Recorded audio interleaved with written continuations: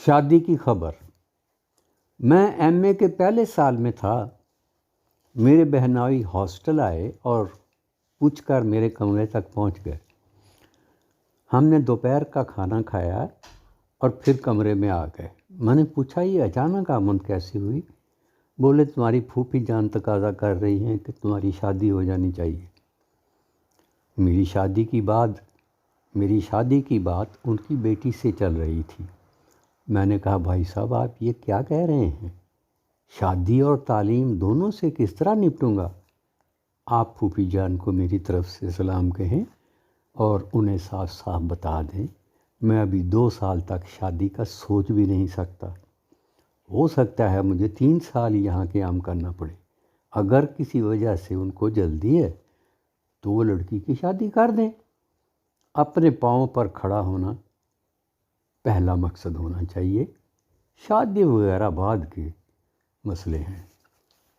اسلامیہ college Lahore میں داخلہ۔ انگریزی کے چیئرمین پروفیسر ایرک سپرین تھے۔ وہ میرے آئیڈیل تھے اور ہیں۔ ان جیسی شان و شوکت اور لیاقت رکھنے والا دوسرا استاد نہیں ملا۔ آکسفورڈ سے انگلش لٹریچر، فلسفی اور سائیکالوجی میں آنرز کر کے آئے تھے۔ عیسائی تھے، بعد میں مسلمان ہو گئے اور ایک مسلمان لڑکی سے شادی کی۔ میرے داخلہ کا سارا کریڈٹ ان کو جاتا ہے۔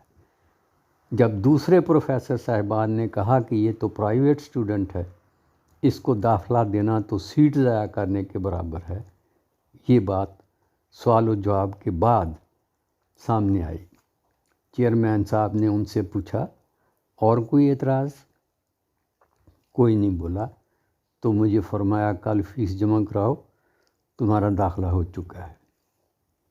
ان کی بات سن کر مجھے چرچل یاد آ گیا۔ وہ بتاتے ہیں کہ لیٹن اسے بالکل نہیں آتی تھی، پرچے پر کچھ نہ لکھ سکے۔ 2-4 مکھیاں اپنی کارروائی کر کے اڑ چکی تھیں۔ چرچل انچارج کے سامنے موجود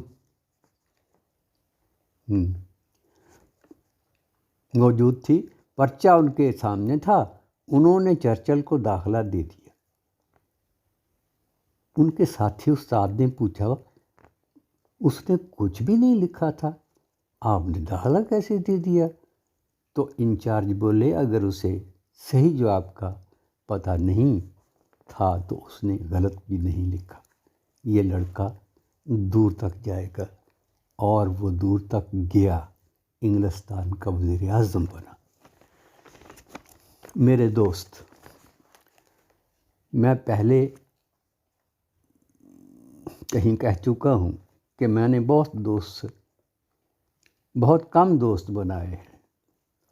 مرزا صاحب، ملک صاحب، شیخ صاحب۔ دوستی کے بارے میں 3 چیزیں ضروری ہیں: مذہبی یک رنگی، سیاسی ہم خیالی اور ذات پات کے بارے میں رویہ۔ یہ تینوں چیزیں یکجا مل جائیں تو رکاوٹیں بہت کم ہو جاتی ہیں۔ یہ فرقہ پرستی کا دور ہے۔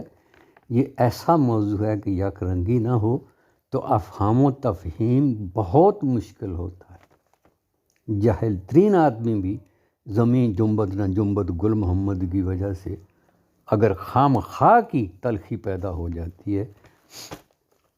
جب میں بورے واڑہ آیا تو چند روز بعد میں لائبریری میں گیا۔ انچارج ایم اے پاس تھے، انگریزی میں بھی قسمت آزمائی کر چکے تھے مگر کامیاب نہیں ہو سکے، حالانکہ اس وقت ایم اے کا امتحان کا حق پرائیویٹ امیدوار کو بھی مل چکا تھا۔ بہرحال لائبریرین صاحب سے بات ہوئی، عزت کرنے اور عزت کروانے والے انسان تھے۔ سوچا خوب گزرے گی جو مل بیٹھیں گے دیوانے دو، مگر ایسا نہیں ہوا۔ مذہب پر بات ہوئی جو کچھ تلخی پر ختم ہوئی۔ میں اپنی کلاس لینے چلا گیا۔ اگلے دن میں کالج آیا تو موصوف دروازے سے ذرا ہٹ کر کھڑے تھے۔ سلام دعا ہوئی تو بولے بشیر صاحب مجھے معاف فرمائیے، مجھے تلخ نہیں ہونا چاہیے تھا۔ میں نے کہا چھوڑو یار، رات گئی بات گئی، لیکن میں ہمیشہ کے لیے محتاط ہو گیا۔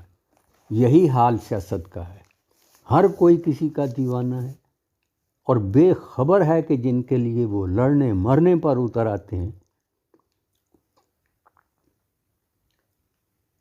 ان میں ایسے لوگ ہیں جن کے رشتہ دار مختلف سیاسی پارٹیوں میں شامل ہیں، حتیٰ کہ ایک بھائی ایک اور دوسرا بھائی دوسری پارٹی میں ہے، باپ ایک طرف ہے تو بیٹا دوسری طرف۔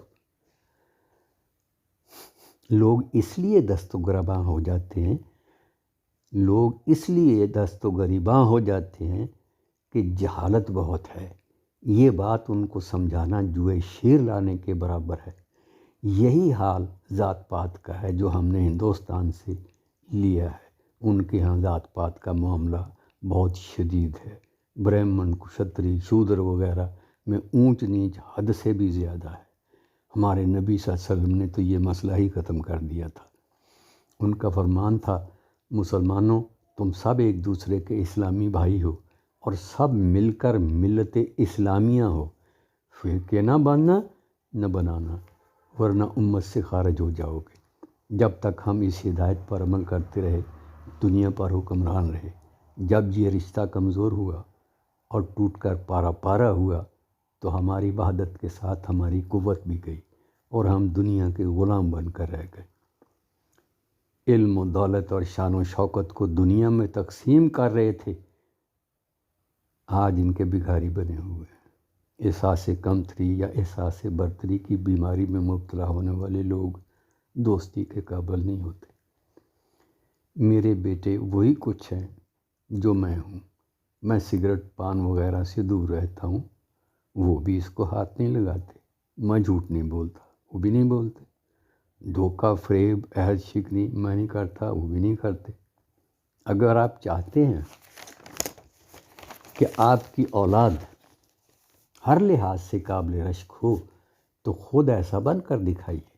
ماں باپ اولاد کے لیے سب سے اچھے انسان ہوتے ہیں، وہ بچوں کے ہیرو ہوتے ہیں۔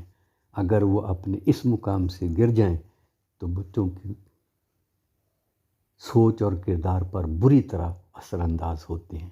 ان کی عادات عموماً وہی ہوتی ہیں جو خود آپ کی ہوتی ہیں۔ اگر وہ اچھی بات کو بری بات پر ترجیح دیتے ہیں تو بچے بھی ایسا ہی کرتے ہیں۔ نواز شریف اور زرداری خاندان کو ہی دیکھ لیں، باپ اور چچا جھوٹے ہیں تو بیٹی اور بیٹے بھی جھوٹے ہیں۔ باپ ہر طرح کی لوٹ مار کر کے کہتا ہے کہ میں تو قوم کا دلا بھی نہیں لیا، حالانکہ اربوں روپے کا مالک اور ملک میں رشوت خوروں کے سردار کہلا سکتے ہیں۔ آنے والی نسل حمزہ شریف کہتا ہے رشوت اور ترقی ایک دوسرے کے لیے ضروری ہے۔ اگر حکمرانوں کے اخلاق کا یہ حال ہے تو عام لوگ کیا کریں گے؟ مریم صفدر تو جھوٹ کے مقابلے میں ریکارڈ بنا چکی ہیں اور سارے پاکستان میں مشہور ہیں۔